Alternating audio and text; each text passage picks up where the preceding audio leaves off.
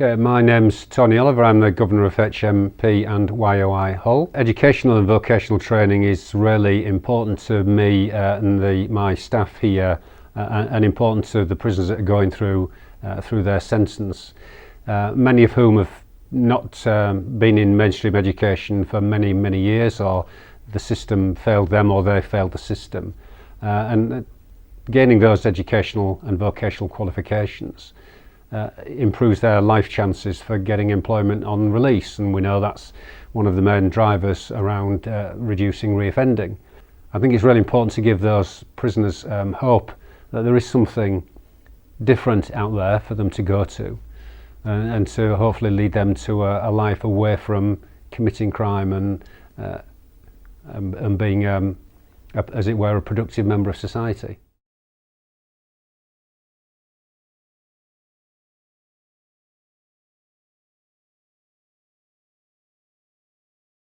I was on the project on the Gypsy Moth aeroplane. That's hung up in St Stephen's at the minute. There's other lads as well. They've never had any welding experience, so I've passed on my skills to them. I've taught them how to weld. Some of them are getting out there now, going to be a welder by trade. You meet a lot of people that have had bad experiences in the past, and then they come in here, they've had no career outside. Yeah, learning a trade and giving them that opportunity. So coming into engineering, I've taught them welding for the last couple of years, and they've got plans now. Due to the work that I've made in this workshop, it's done a lot with my self-confidence in my abilities, and it shows me that I can earn money by the things that I make when I get out, instead of the life that I led before. When I was terrible at maths at school, and in here I've actually learned in the education, I've learnt my times tables and silly things like that it's never held me back in engineering, but it will help me in the future. The educational side is a massive side. The basic English and the maths, and they're learning to a standard and they can up that standard, it'll do them well on the outside. If they can learn while they're in here, instead of just giving up, then it'll promote them better that way.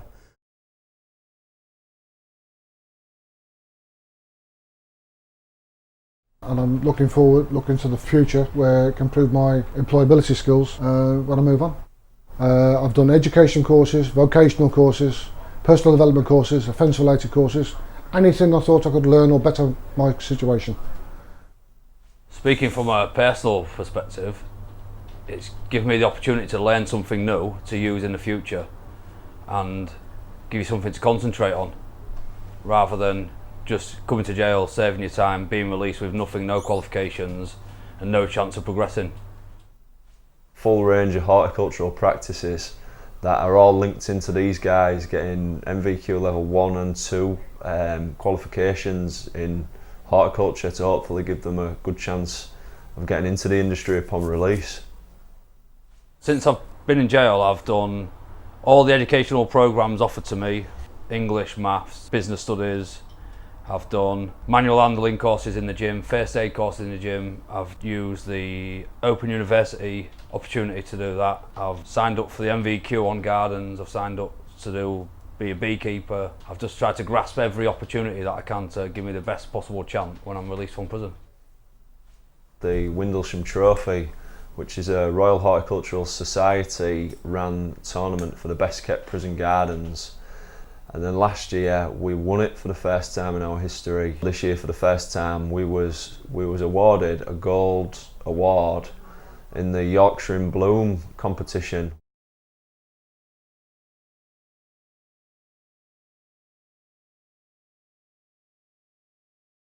The Governor, I believe, wants you to get your level 1s, which is good. It offers more opportunities to the prisoners to rehabilitate themselves, so it can get you a trade. Yeah, so if they have different skills, then they can decide what they are good at, and then can probably continue that. Once they get out, they can probably study a degree, or maybe open their own business, and some of them mentioned it to me before. When people come in, like I said, with no qualifications, no skills, HMP Hull offers them programmes so people can gain them skills, so then they don't live a life of crime anymore. Most people who do come in want to sit down and think, no, I've had enough of prison now. It's time to change my life, make a better person of myself.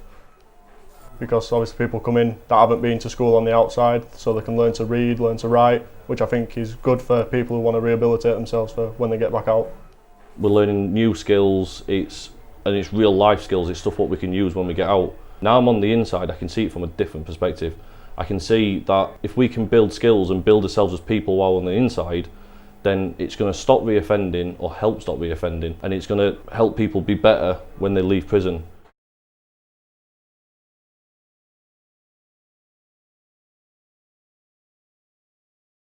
Well, the idea was it's to broaden the mindset. You know, the lads at the end of the day, yes, they've done wrong and they're confined to 4 walls for the majority of the days. So the idea is to take them out of that, help them broaden the mindset, open the minds up to new ideas, and just giving them the opportunity to have an input as well. If they've taught a skill in prison that they can use on the outside, they'll stay out of trouble, they'll concentrate on that, and with any luck they'll make their own way through life. Well, I think the biggest aspect of it all is, does a taxpayer want to see their money giving a prisoner 3 meals a day, keeping them fed and watered, and the general mindset that people have against prison? Or do they want to see it where, you know, a prisoner gets out, he's got a second lease of life then, he's got a skill set that he can get out with, he's a lot less likely to come back to prison. So then he's actually contributing back to the community and he becomes a taxpayer then. Everyone, no matter who you are, deserves a second chance. In here, we make all different things. It brightens your day up. You go to work thinking, what am I going to make today? It keeps you focused, it keeps you busy, and it stops you getting depressed.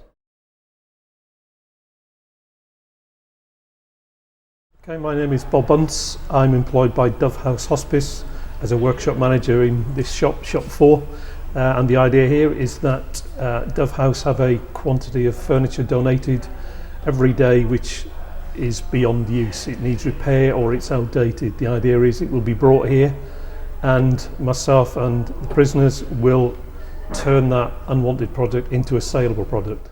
It's very important that they're given the chance to rehabilitate. It's given the chance to them to improve and learn new skills or reacquaint themselves with things they may have forgotten that they possess.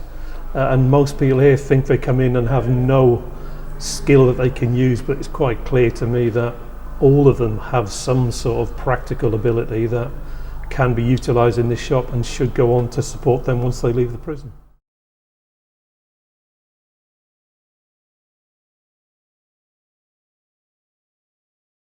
Our view of education within the prison service is we see education allows for individuals to engage in a context of rehabilitation, aiming to develop the skills and the tools required for that individual's release and inclusion back into the community. Furthermore to that, we use the art programme as a way of getting individuals, getting the lads back into education, seeing education as a good thing and removing those barriers to learning.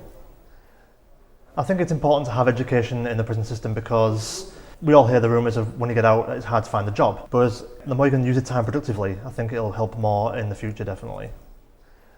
But I haven't always been taught different techniques when it comes to painting and drawing.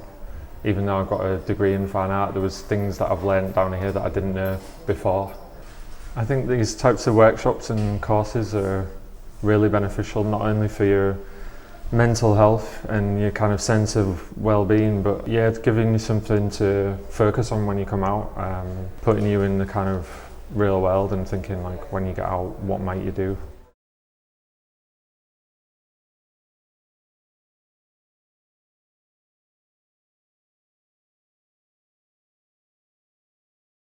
My name's Anthea Walker. I'm the local education manager here at HMP Hull for Nervous. We deliver English, Maths, ICT, joinery, catering, industrial cleaning, information advice and guidance, and other shorter courses as well. We facilitate learners with open university and distance learning courses. Education is key to the rehabilitation of offenders. Not only do we teach academic qualifications, but we also support learners to improve their own personal skills, personal development and social skills. That then allows them to contribute to wider society and improves family relationships and friendships. The academic qualifications also support them to gain employment. My name's Reema Chowdhury. So I work for Novus Works and my job title is a resourcing consultant. So I work with prisoners at HMP Hull to help them back into work, education or training after release. So I work with them whilst they're still inside, if they have about 3 months or so left of their sentence. So I can help them with things like CV writing, disclosures, getting them in contact with other employers to help them with work on release, any training opportunities as well, so it's things like CSCS cards. We work with a company that does the railway engineering as well, that gives them the opportunity to get on a course with the possibility of a full-time job.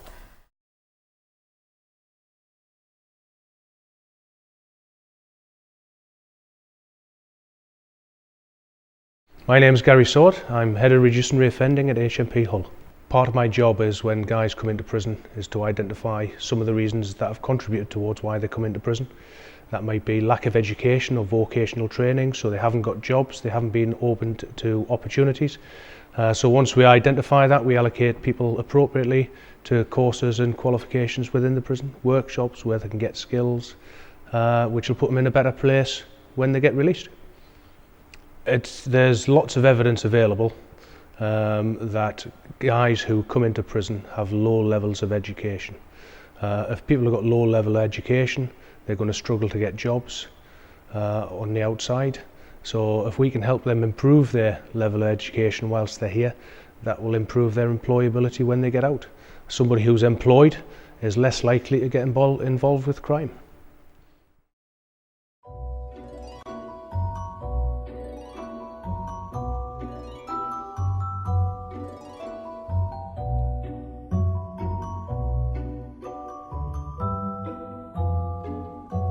The Freezing Window Pane by Andy. Shouting, banging and tapping beneath the window pane, a sense of fear overcame me. A quick glance out of the window, but too dark to see. Too tired to stay awake, so drifted back to sleep. Sunrise eventually came and welcomed the new day. A quick glance out of the window, bust shocked at what I see. The green tarpaulin below was blowing in the wind. Inspected further to see a shivering shape beneath. Sadness filled my heart and thoughts rattled through my mind. Is the person beneath still alive? What could I do to help? A quick shout down is all it took. A poor man's face popped out. Are you okay? I shouted. A nod back was all it took. I sent 10 fags, a warm drink and some food down. Wish I could do more. A Gift of Time by Lyndon. It was given as a gift to mark the bravery of a man who put aside his own mortality to save that of another. Into the depths he plunged, and with grasping hands he reached, feeling for the threads of time that was slowly being leached. The cold has a biting hunger, and with each bite takes its time. Even the strongest of men the cold will break. Over time I left the brave soul, and I travelled inland, to be bought by a stranger with time on his hands, in a box of junk and trinkets, each with a story to tell. I find myself lost, and my story as well. Hints of a brave story are etched on my back. This was enough for my new owner to track. Back to a brave man who put his life on the line to give a complete stranger plenty more time. As with all things, the brave man has passed, but I am still here for the story to last. The Supporting Cast by Dave. All praise the hidden gems, the ones with humanity still intact. All praise the unassuming, who bring to seekers the world divine. All praise to friends who stand by your side day after day. All praise to family, the ones who will never turn away. Praise to teachers, tutors, mentors alike, who help and guide us throughout our prison life. Right, ready. Dreams of the River of Change by Dara. Pastor Luther had a dream. It sparked a long walk that changed the world, and all because Rosa sat in the wrong seat. Steve Jobs had a dream of bits and bits and interface. It changed the world, we all been the bearers of an expensive fruit. Iger the composer had a dream. It sparked a riot in the Paris theatre of dances so barbaric in a similar age, a prelude to 1914. I had a dream last night. It sparked a fire of hope. Hope of a life beyond these walls, where all folk are equal. Excuse me, Miss Parks, can I sit beside you?